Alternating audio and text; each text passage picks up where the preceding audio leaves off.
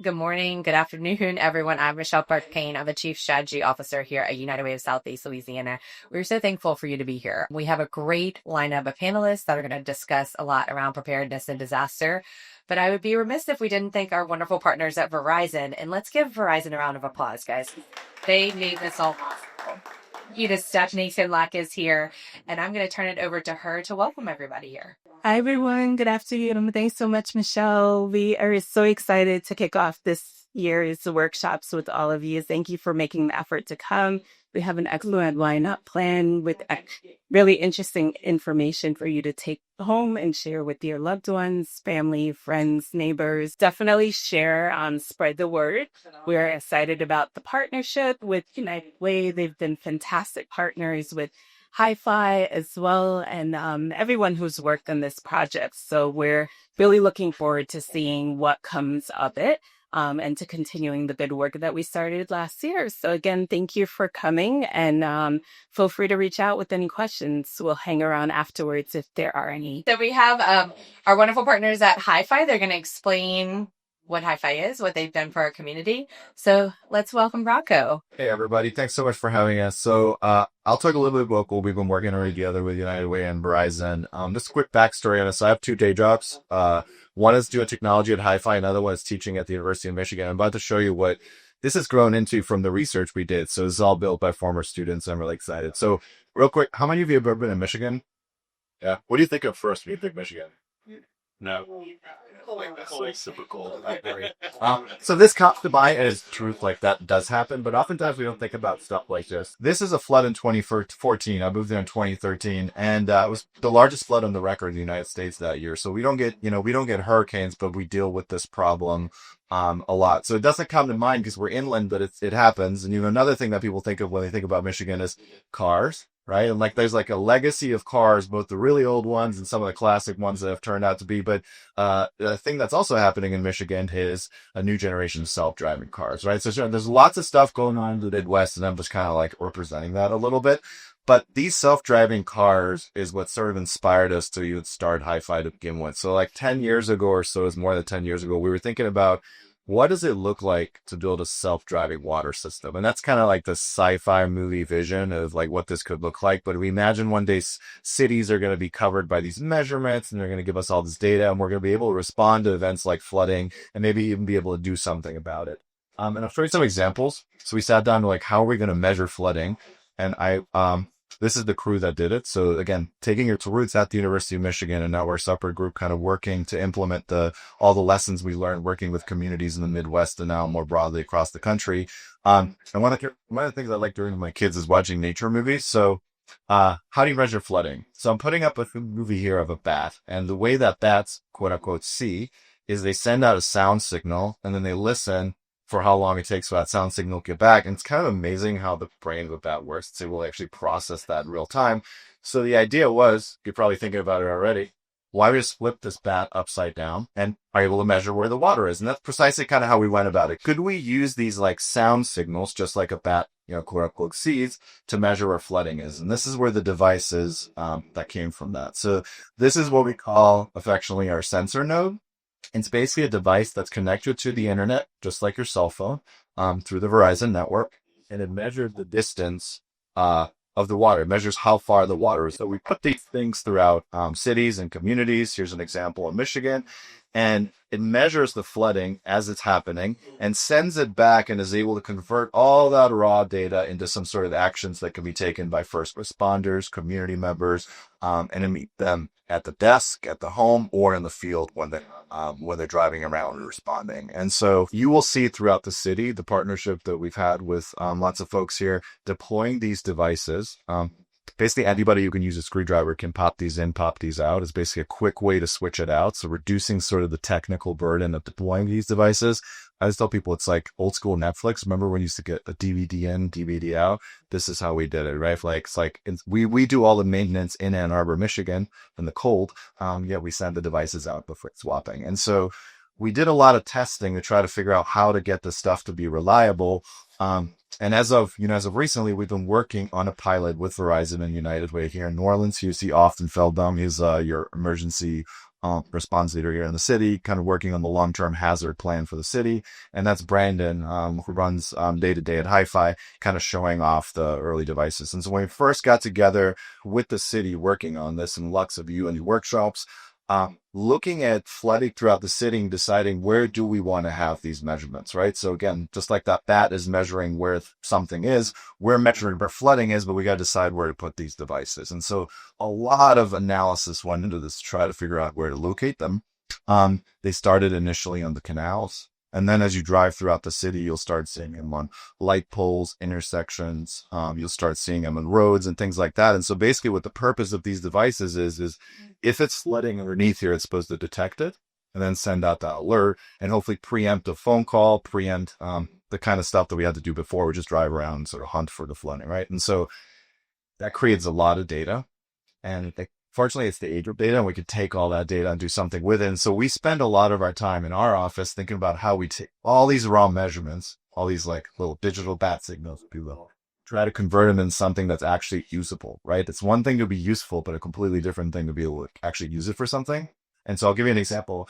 When it's flooding, we have to be able to tell, is it actually flooding or is there a car parked underneath it? So this little device up here is measuring where the water is, but you can't tell, is it a water, is it a car? So we have to be able to process this data in real time to figure that out. So we have just as of recently, we've been able to actually build a really good car detector. So now we can tell, is it real flooding? Is it water? And then if it's water, we can send out those alerts to the city and notify him. And so we've been using a lot of this like kind of latest generation of, you're probably hearing about AI, like every school kid now has it in their pocket, right? That's not how the kids do their homework, unfortunately, to all my students. But you can also use it to figure out where it's flooding. So you might have a measurement at this intersection over here, for example, but you can take that and integrate that into like what we call an inundation model locally, a sort of high resolution idea of how our individual properties, homes, city assets affected by it. And so that's being delivered currently to the city in real time on apps and other kind of things that they then use to communicate that back to you. And so just a few examples of how this played out. So as you know, Hurricane Francine, it came in actually relatively soon after this network was deployed. And you can see images here of the flooding being detected in real time and then validated by news media and other things on the ground to sort of show that what the sensors are measuring is hopefully what's happening on the ground.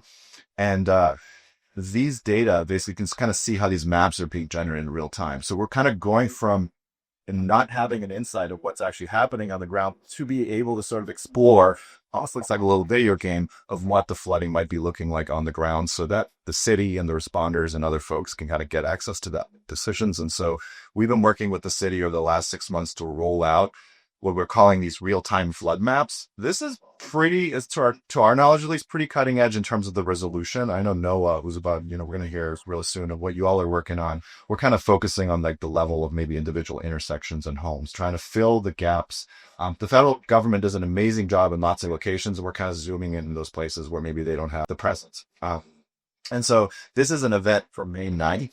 Just to show you, we started seeing actually flooding in some of these locations that are labeled over here. And we had some discussions with the city, and without having folks on the ground actually witnessing this, there was some discussion on like, is this actually happening? Because historically we haven't seen flooding there, but we were able to review the data with them, clear out all the noise in the data, all the cars, and actually show that there was flooding in here that they weren't aware of before. And so they can use that as they're doing real-time response, but also long-term planning for all their stuff. And so currently the city's rolling this out on Streetwise. How many of you are aware of Streetwise? So if you go to streetwise.nola.gov, right? So a few folks on here. It's basically a real-time map that's going to show you where flooding's occurring. So the city oftentimes maps car accidents on here. That's what the red locations are. And then as flooding sort of moves through, and if flooding events are detected, they're going to be available through this map for everybody to view in real time. So again, like there's lots of technology that goes in it, but ultimately it ends up as a dot on the map that then people can use to make decisions around. So I will just close over here. That's sort of the technology. Over here, I'm obviously more than happy to take questions later as we kind of go through things. We'll be sitting up here. But that's what Hyfi's been working on. It's not just us. It's, as we said, a much broader ecosystem of people that's been contributing this. We're super excited here. So thank you. So we are going to introduce Phil, who's with the National Weather Service. He's going to give us some great information and tips. Hi, good afternoon, everybody. I'm Phil Rigsby. I'm one of the lead forecasters at the National Weather Service up in Slidell. Just for reference, I've been working here since August of 2004, so I understand what hurricanes can do to this community. We also had damage to our house during Hurricane Katrina and had to rebuild. So totally feel what a lot of people have gone through. Preparing for a hurricane, that's what we're going to talk about here. And really, it's just making sure that you have your disaster kit in place, making sure you have that emergency kit and having those basic things that you need to survive a hurricane, especially if you decide to shelter in place, if there isn't an evacuation order that's issued, and more often than not, we don't have mandatory evacuation issued in the city. Katrina and Gustav were really the last times that we had that occur.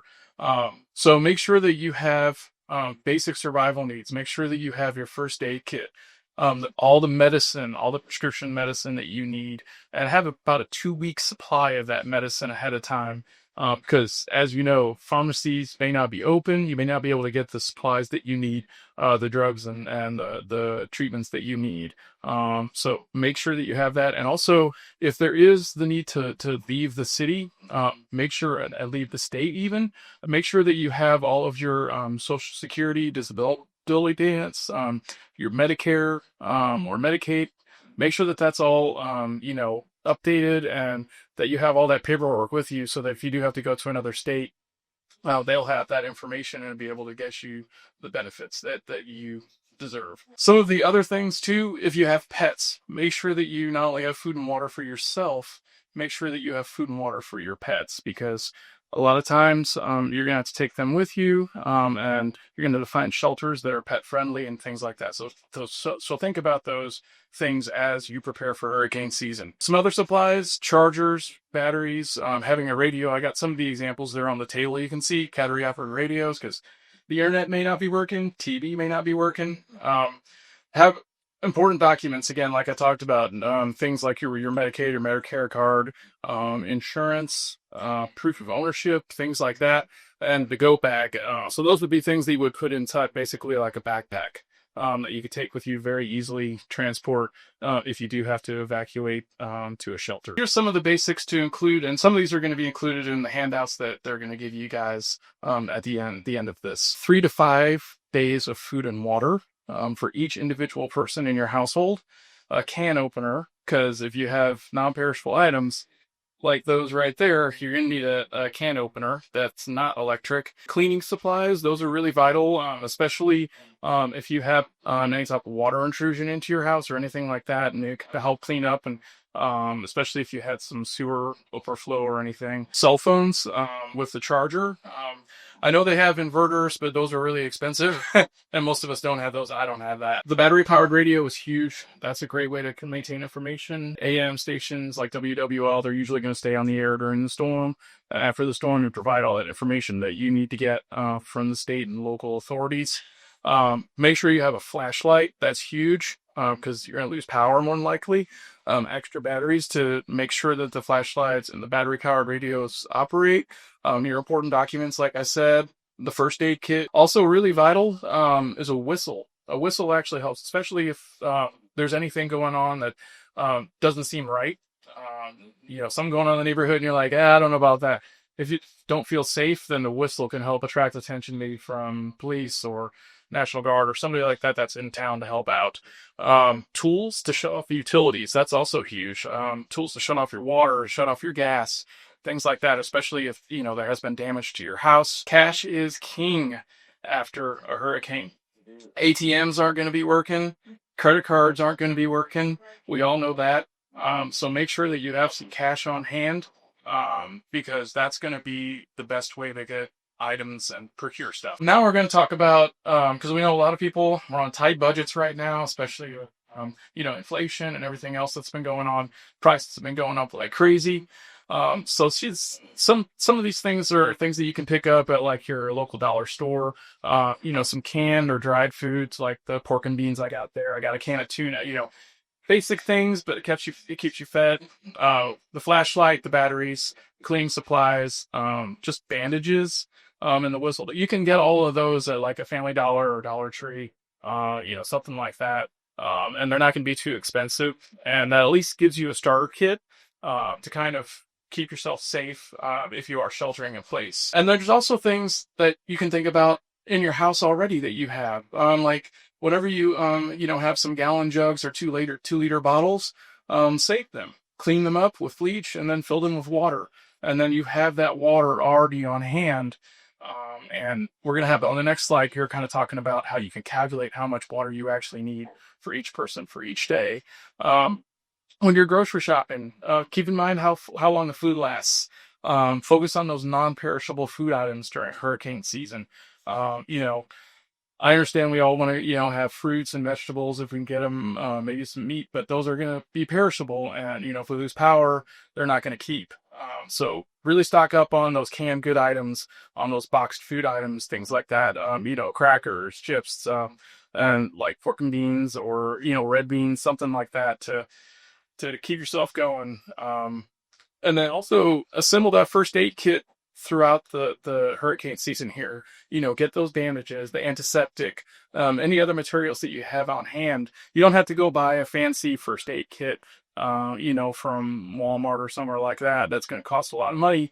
You can just kind of assemble it all together, and just put it like in a Ziploc bag or something like that. And then you'd have some of the basics that you need to stay safe. And also, you don't really need to buy any special cleaning supplies. Just use the cleaning supplies that you have on hand already. And if you are running low, then now's the time to go out and get that stuff before we have the storms really start to fire up. Because climatologically, the most likely time for us to have hurricanes in this area is August and September. That's when the majority of our hurricanes happen. So we do have a little bit of time here in June and into July to really prepare and get ready for the if we do have a storm headed our way later this year. Prepare early. Avoid the lines. We all know all of a sudden there's a hurricane that's forecast to come into our area, and that's when everybody goes to the store. And the lines are crazy and the shelves are empty. And we've all seen that. So, now or in the days leading up to the storm, like if it looks like maybe something's going to be coming in 7 or 8 days, that's when you can go out to the store, maybe beat the rush and pick up on some of those things that you think you might need. Like if you wanted to get some bread or something like that, because those are going to be things that go really fast. Make sure you have what you need by preparing your disaster supply kit well ahead of time. That's what we're really emphasizing, is getting out there right now and getting some of those things that you need, like I talked about before, the batteries, the flashlights, the canned goods and things like that. Get them now, because they're gonna be there, and then you don't have to worry about that. So now we're gonna talk about how much water do you need, and this is really, really important because, as we know, and this happened after Ida, the water, it's not going to be safe to drink. There's going to be boil advisories because the power's gone out, something's gone, the water system is failing. Same thing after Katrina. It took a long time to get the water system back on in a lot of the city. You should have 1 gallon of water per person per day for at least 3 days. So it's a pretty simple calculation here. So 1 gallon times 4 times 3 days equals 12 gallons of water in your supply kit. So have those gallon jugs, like I said, when you go buy milk or something like that, save it up, clean it out with bleach, and then put some fresh water in there and just have it stored away somewhere. And then you have that water in place, and you're good to go for the next storm that rolls through. Also, like I talked about, don't forget your pets. We all love our pets. I love my dog. He's our baby, and so we want to make sure that he's safe, and I'm sure you all are the same way. Your pet survival really does depend on your planning. So assemble an animal emergency supply kit. Make sure that you have enough food on hand and enough water on hand for them as well, so that they can survive the storm. And if you need to evacuate, like I talked about, have that plan for taking your pet. Talk to your local officials and ask them, hey, where are the shelters that do accept pets? Because not all of them do. Or if you have the means to, get a hotel somewhere, there's certain hotels that take pets and there's certain hotels that don't take pets. And so that's something else that you can research. And make a backup plan in case you can't care for your pet for yourself. If you're not allowed to take him, or if you can't take it, then make sure that you have neighbors or friends or relatives that could be able to take care of the pet in your stead while you're evacuated or unable to take care of it. And then also, this is tied in determining your shelter. If you're staying home, this is critical.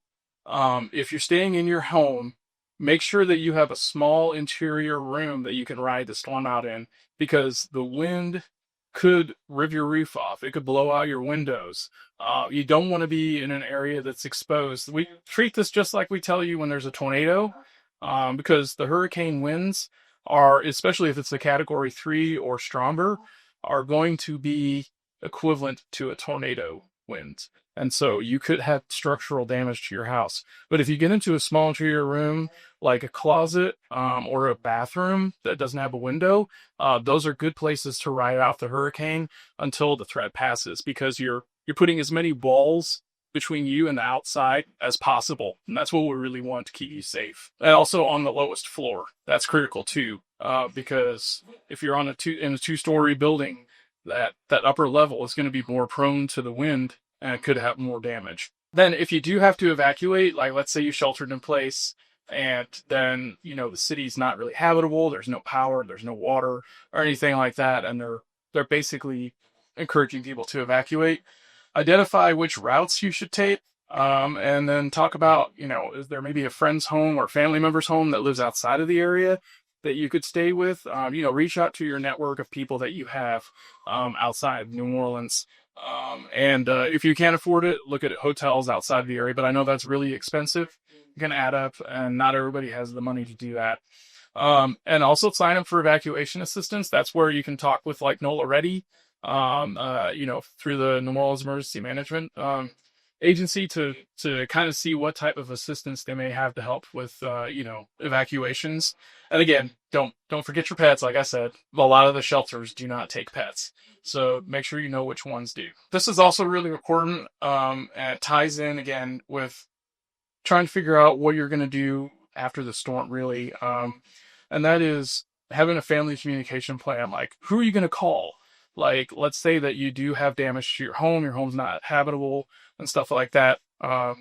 Make a list of really important numbers and identify some out-of-town friend or family member that everyone can contact in an emergency, and kind of be that go-to person to help you evacuate safely and get to a safe place, so that you can begin to rebuild your lives. Select that safe meeting place to reunite after the emergency, after the disaster.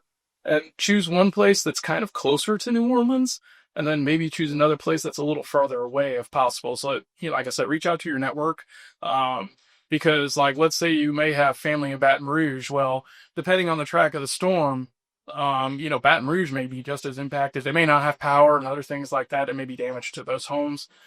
So maybe reach out to somebody that you might know, like in Lafayette or in Mobile or Houston or somewhere like that, if you have family or friends that are in those areas, and be like, hey, do you mind being my emergency contact and being willing to take us in for a little bit? I know that's what we've done. So with my family, I'm from Illinois originally, so basically send everybody up to central Illinois, and that's where we ride out or they ride out at my parents' house. I had to stay behind. I live in the office, but that's okay. That's part of the job. And then the biggest thing is to write down that plan and give the copies to all the family members and store it in your cell phone and review it regularly to make sure that everything's updated, because like if people move, or anything like that, then, they may not be a good point of contact anymore. So make sure you review that regularly. Just have a written plan and communicate with everybody so that you know what you're going to do when that storm hits, where you're going to evacuate to. And that'll really help ease the stress that you would have after the storm if you don't really know, okay, where am I going to go? What's going to happen? If you have this plan in place, that's going to help you be better prepared, reduce your stress levels, and make you feel like you have control of the situation more, than relying on other people that you may not know and you may not trust. Finally, this also ties in, it's a community. We all have to look out for each other. We all have that same experience. It doesn't matter if you're rich or poor. if there's a hurricane like a Katrina level that comes through, everybody's going to be impacted. So help your neighbors. Share that latest hurricane forecast information with your neighbors, your friends, your family. Make sure they know about those shelters, the evacuation orders, the evacuation routes. You can get all that. It's at, like I said, from NOAA Ready. They'll have all that information there, or from GOSEP, the state agency. They'll have all of that on what you guys need to do based on the latest information that we're providing to those emergency managers. And that's it. So I just want to thank you for your time. And this is what, go to weather.gov/New Orleans. That is the National Weather Service's site. And that's where you will get all the local weather information that you can. And it's all free. You've already paid for it with your tax dollars. $4 a year. That's what it costs for the weather service per person in taxes. So it's all there. There's no spin. We try to encourage people to not use social media for their weather information, because a lot of times they want clicks and likes because they get monetary compensation for it. So they'll try to overhype and oversell things. So just listen to us at weather.gov/New Orleans. We'll have all the latest information for you. And I want to say the Hyfi stuff that he's doing is amazing. We love it because we're the ones that put out all the flood alerts that you get on your phone. And that's all the flash flood warnings. We use their real-time data. We get real-time verification if there's flooding ongoing, and it helps us to be more proactive with issuing flood warnings and protecting you guys than what we had in the past. So I want to thank you for that. The initiative that you're doing gets huge help for us. So next up, we're going to talk about how to save. So we talked a lot about evacuating, but sometimes there's not a lot of extra money to evacuate. So what can we do? So Latoya, our wonderful financial specialist, is going to talk through some saving tips and tricks that you could start doing right now. Hello. Great day, everyone. My name is Latoya Radcliffe, Director of Workforce Development here at United Way, and I am housed at this center. So come back and see you sometime. So we're going to talk about saving for emergencies. So it is important that you save for emergencies, several different ways that you can save, and several different things you need to save for. We all know that we live in Louisiana. Sometimes we have to run, right? And that is an unexpected event. But you want to make sure when you are saving for emergency that you are thinking about saving for temporary housing. Where am I going? Am I going to a shelter, going to a family member home, or am I going to a hotel? So you want to make sure that you are thinking about that when you're saving as well. Car repairs. We have flat tires. We need oil change. We have several different things with our car when we are evacuating, right? Because sometimes anyone evacuated for Katrina, I know it took me 9 hours to get to Mississippi, right? So we have to think about those car repairs as well. We were thinking about saving. And deductibles. We have to keep that in mind, especially our homeowners. We have to keep that in mind if we have repairs that needs to be done. We have to think about the deductibles that we have to save for, right? Those deductibles can sometimes hinder us from moving forward with our repairs. So we want to make sure that we keep that in mind when we're saving for emergencies. Saving can help bridge the gap between expenses and income disruptions. Again, I'm going to go back to Hurricane Katrina because I think most of us experienced that that lost the income, right? We couldn't go back to work. Some of our jobs was no longer there, right? So we have to think about saving for that as well, because again, we still have our survival things that we need. We still need food. We still need water. We still need shelter. So you have to think about that saving for that income when the income stops, if it stops. Financial preparedness reduce stress and allow you to focus on recovery. It is very important that we save because again, when we are stressed out about how we're going to pay for this, how we're going to pay for that, it can lead to other things, right? We know that stress can lead to other things, health issues, where it's hard for us to focus on getting those repairs done. It's hard for us to focus on finding our next level. And it's hard to see that light at the end of the tunnel when we are stressed out about other things. Even if you feel like it's impossible to save. I say this all the time when I'm doing financial literacy. I'm a true believer. A little go a long way as long as you stay consistent. So this month, I can only save $25. That's $25 more in my savings than I had. Yeah. So don't think I only can save this amount this month. It's not worth it. It's all worth it. Okay? Saving for a disaster on a limited budget. I just said it. Every dollar counts. Every dollar counts. If I have to cut back on fast food or going out to eat and put in my savings, then that's what I have to do, right? Every dollar counts. Set small, achievable saving goals. Find out what is your saving limit. If I start saving and this month, I say I can save $25. Next month, challenge yourself. Add additional $10 to it. And the following month, challenge yourself and add additional $10 to it until you get to your saving limit. And your saving limit, what I mean by that is the amount that you can afford to put aside each month without having to go back into it. That is your saving limit. Don't start out big and you have to go into it and now it discourages you because you have to go into it. Start out small and challenge yourself to increase that amount each month or each week, depending on how you get paid or how determined you are to do it. Identify areas you can cut back on spending, eating out, entertainment, or if you have a problem like me, every time Macy send a text message about a friend and family sale, sometimes you may have to say no to it, right? I'm just telling my own story sometimes. Sometimes you may have to say no to it because now you have identified what are you saving towards. So sometimes saving, you do have to cut back a little. You do. You have to identify your wasteful spending and put that money towards saving. Consider using automatic transfer to build your savings. It helps. Out of sight, out of mind. It takes the responsibility off of you because we all have been there. When I get paid, I'm going to put $50 in my savings, right? We go grocery shopping, pay our bills, go to Macy's because we got that text message. And then we say, oh, I'll do a next pay period. Next pay period come about, same routine. We don't do it. And now we are a true definition of insanity, right? So to keep that, let's go ahead and set it up automatic. You can do that with your payroll. You can do it with your bank, your financial institution. Out of sight, out of mind, takes the responsibility off of you. And now you know that saving is getting done. Most important things to save for, of course, emergency shelter. We have to keep that in mind when we're saving.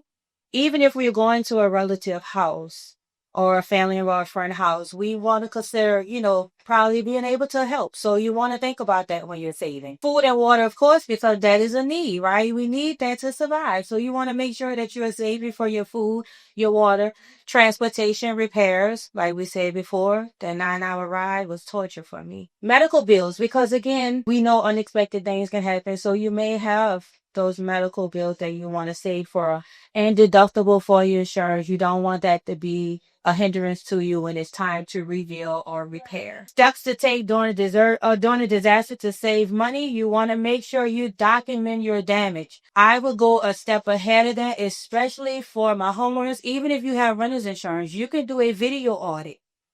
We all have smartphones. Let's use them, right? You can do a video audit with your phone. And you can do inventory on your home. When you're doing these video audits, I encourage you to get serial numbers, make and model. Because if you lose these things, your insurance company may require proof of what you are claiming that you lost. And who wants to play the mind game when you're already displaced, misplaced, and already been through a disaster? Who wants to play that game or try to remember everything that you had in your home? Do your video audit. If you don't do a video audit, you can always do a paper audit. Write down things you had in your home and take pictures of it as well. You also want to involve impulse purchasing. Focus on the necessities only. So my friends, don't worry about those text messages about those sales, okay? Because right now that is not a necessity. You want to focus on what is needed when you're thinking about the saving. And contact your creditors. This is very important. You want to contact your creditors if you are in a natural disaster. Please don't have the mindset they'll get it when I get it. And don't have the mindset they watch the news, they see it as a natural disaster. That's not true. You want to contact your lenders when you have been a victim of a natural disaster, because most of your lenders will give you a payment alternative. And those payment alternatives will help you and won't hinder your credit that you work so hard to build. Okay? And utilize your community resources. Utilize your shelter. Utilize your food banks. Because again, if you can utilize those, that is helping you save money. That's less money you have to pull out of your savings or out of your pocket to pay for. And by being financially prepared, you can definitely weather the storm. Keep that in mind. Being financially prepared, again, it relieves that stress. You can now focus on how do I rebuild? What's my first step? And not focus on how am I going to pay for this? Do I have enough to cover this? So it can definitely help in several different ways by being financially prepared. And if you are in need of help, if you're in need of help with creating a budget or identifying different ways on how you can save, you can always come to any of your United Way Prosperity Centers and speak to a financial capability specialist. We are certified financial coaches and we are here to help you. Thank you. And last but certainly not least, we have Chris Cameron, who's the Executive Director of Hands On New Orleans, who's going to share some information, especially related to FEMA as well. Very briefly, I'm gonna be covering things kind of quickly because I want to get to the heart of the matter, because we all know that a lot is happening at the federal level with services, and I want to spend the majority of my time with us getting very clear-eyed about what we can expect. Okay, for those of you that are taking notes, please be aware everything, the entire slide deck will be at unitedwaysela.org. So it's United Way, SELA for Southeastern Louisiana.org, so that you can access it, everything later. In the disaster management world, and I've been living in this world professionally for over 30 years, and have worked at all cycles between emergency preparedness, which is what we're doing now, to response, to recovery, long-term recovery funding, and mitigation, which are like the big infrastructure types of projects. So, first of all, it's important to understand from a professional emergency management view how we look at disasters, right? A level 1, it's a city problem. Oh, the streets are flooded again, right? That means the mayor and her emergency preparedness office team they have all the resources to handle it, right? Makes sense? At the second level, that means it's going to be a regional type of disaster. It means that maybe Orleans Parish is overwhelmed, and Jefferson and Plaquemine. So we'd be Tangi, and say Tammany to come in and help. That can get elevated to a state level. So it just depends on how many parishes are getting. And then the final is what we all call FEMA, but it's really the Department of Homeland Security, which is going to be your major hurricanes for us, tornadoes, all those types of things. The best thing to understand is what is your role in all three of these. It never, ever changes. You're on your own. That's it, right? The main goal of a lot of all of the professional disasters, all the government folks, is to restore order, right? If we shut the city down, can you safely come back home? Well, how do we know? Well, because engineers went and tested the bridges so our cars don't fall into the water, right?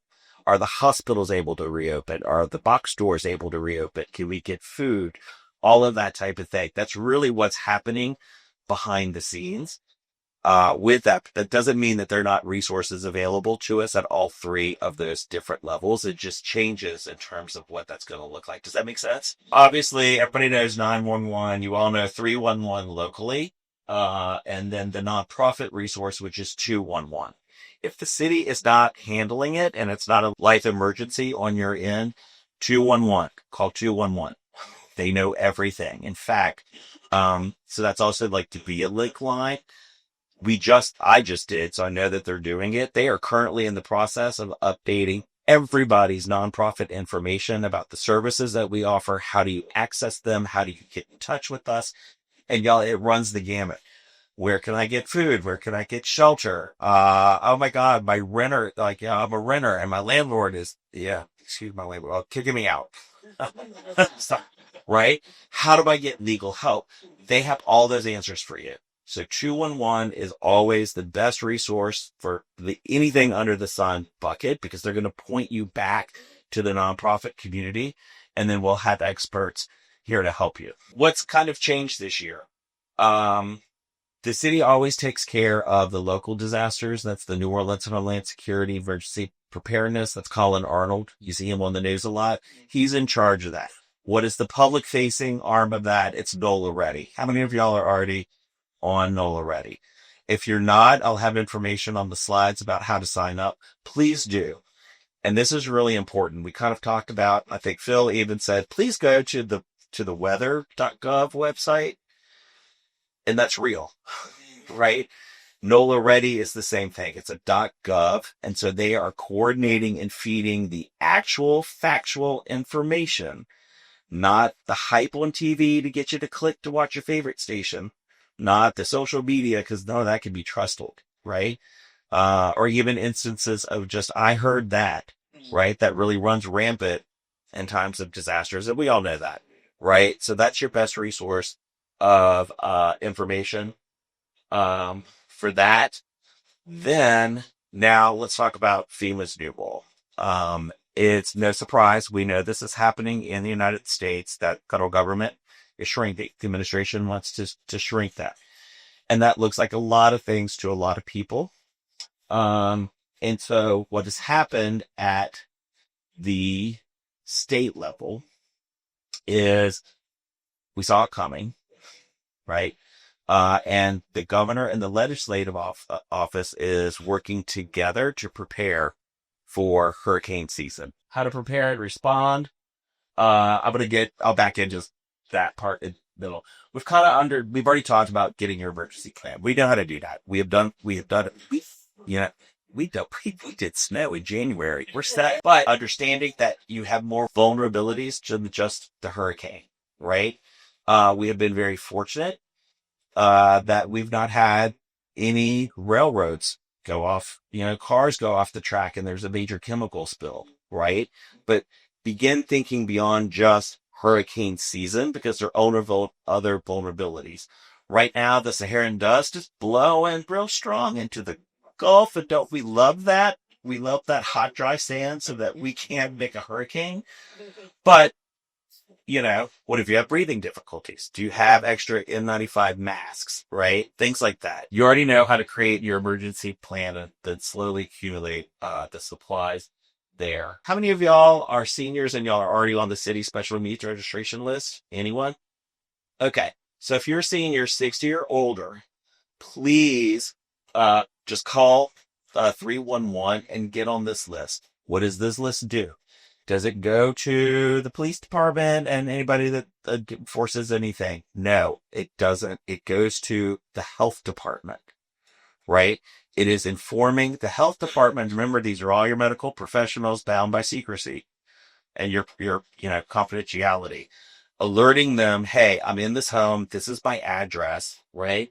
I have mobility issues. I have hearing issues. I have sight issues. I have a service animal, right? Whatever conditions are in your household where you need EMS to know I need extra help, that's what this list does.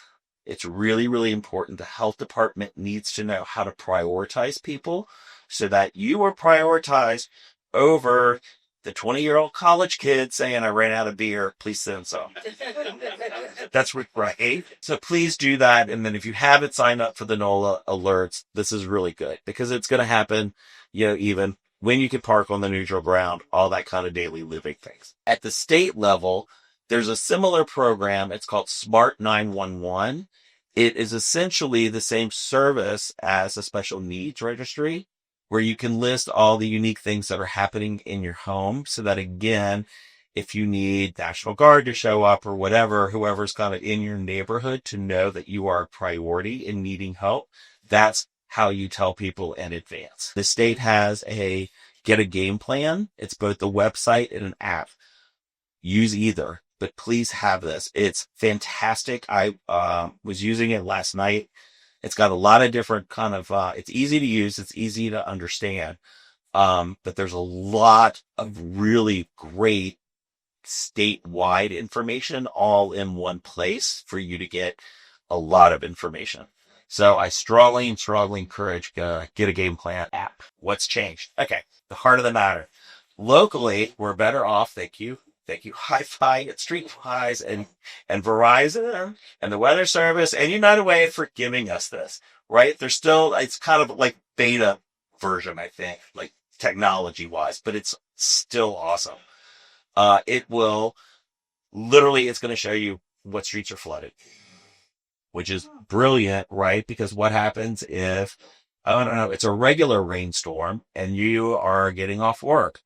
And you're like, can I get under the Paris, underpass? Can I actually get from my place to Gentilly without having to drive around the world to get there? Right. So there's just practical everyday applications, but it's going to be even more vitally important. Number one, if you shelter in place, right? And then you decide afterwards you need to get out, you need to know what roads to take. Make sense? So just very practical day-to-day self-help, for lack of a better word, applications that you can use. We do know, and we've already seen, because of the frequency and the intensity of the storms forming, oh, look, it's a 1, it's a 2. Oh, crap, it's 5, and it's coming, got 14 hours. Yeah. The reality is that because of that timing, it takes 48 full hours for the city to set up the city assisted evacuation, because all the shelters have to get the beds ready. Second Harvest has to get all your meals ready, right? All these things behind the scenes. So that takes a while. So the likelihood of the mayor calling for a mandatory evacuation is very slim, right? We suggest you leave or just shelter in place. The good news behind that is post Ida, the city has worked really, it's awesome. They worked with Entergy. They've got cooling centers set up, which are going to be the largest, kind of rec centers, so that folks we can just get to them by walking. When those cooling centers open up, one, go get some free AC. They're off on generator power, right? They will have oxygen tanks if you need refills. They're going to have nonprofits will have additional resources, and here's some water, here's some tarps, things like that at them. So it's kind of the workaround for the old school, like we used to be able to look at a hurricane coming for days and days and days and make plans. So the city is fully prepared for that, and the generators are up and running, which I personally makes me feel a little bit safe. What's happening at the federal level? We understand all of the cuts and how that's going to impact. That has impacted the emergency response teams. As a result of that, what has the state been doing? And one, they've really been doing a lot behind the scenes that is not making the news. There've been a lot of drills. There has been a ton of outreach. Every parish in the state, a lot of listening tours and figuring out, okay, what parishes need what, and what is that going to look like, and how do we more tightly coordinate that? Okay, because if we don't have a federally declared disaster, we're 100% on our own, right? So with that, the other big change is who's in charge of our state disasters. It used to be the governor's office of Homeland Security, which is they are independent professionals, right? And they reported into the governor. True story. Why was it set up that way? Well, it's 2005. Governor Blanco, remember all the miscommunications, and there was a lot of red tape going around of who's in charge, and meanwhile, we're all just sitting here waiting. That was a solution for a Katrina level type of event. So the governor wanted an independent, citizen-led emergency group, and wanted to supervise them directly. Make sense? The trick here, because everything comes down to the money, if you follow the money, because a lot of the grants, a lot of the aid coming into the city was tied to having a civilian-led group. And now, 20 years later, things have changed. So currently, Governor Landry has put the Office of Homeland Security back under the military unit, right? So it's state police and National Guard and this. And so he's trying to streamline, and he's given command to the National Guard, which has some advantages. One, National Guard has a lot of equipment, right? Two, they all live here. We know our areas, right? They live in our community. We know, right? There's some local expertise and some efficiencies there, with the idea that the limited resources are going to be spent better. Help is going to go faster and better because it's going to be your neighbors serving each other, right? And responding to disaster. Any questions on that? I know it was a lot. I'm not talking as the United Way and the United Way Volunteer Center because we have got a great relationship, not the Weather Service, not Hyfi, not Verizon, not as anybody but me. I've been doing this for 30 years. How do I feel about all of these changes? I am optimistic we're going to just weather a Cat 1, a Cat 2, and a Week 3 like we always do it, right? Mm-hmm. I am a little concerned about what happens at a strong Category 3 because the bar has been raised about what would qualify to get federal aid. And so that's just kind of how bad is that strong Category 3 going to be? And I'm almost positive in a Category 4 or 5, we're not going to notice any changes, right? We will get the regular aid. We all need to go through that process. So I know it's kind of murky. I know this not necessarily good news or bad news, but I did want to share that with you because there is a lot that is happening that the public doesn't know about behind the scenes. And there are a lot of very smart people working with nonprofits and other providers. And we are very aware of what's happening and we are trying to figure out what does that path look like, right? So that if the worst happens, we can provide services directly to you. We have one challenge for you guys, and you guys you're lucky in the sense of this is only happening at this workshop. We have the opportunity to give you guys some additional food as well, if you would like it, if you choose. Some bread and some coffee and some popcorn. But if that is something that you guys would like to take home with you, here's our challenge to you. Take it with you, but save that money. Save that money that you would have spent potentially on these groceries and save that for this disaster. And we hope that this information was helpful for you guys. Thank you guys again for being here. What'd you learn new today, ma'am? Oh, I learned about the finances. And what did you learn about finances? Because I don't usually just keep my money, cash, everything. So now I know I need to really keep a lot of cash with me. Saving was the most important thing to me.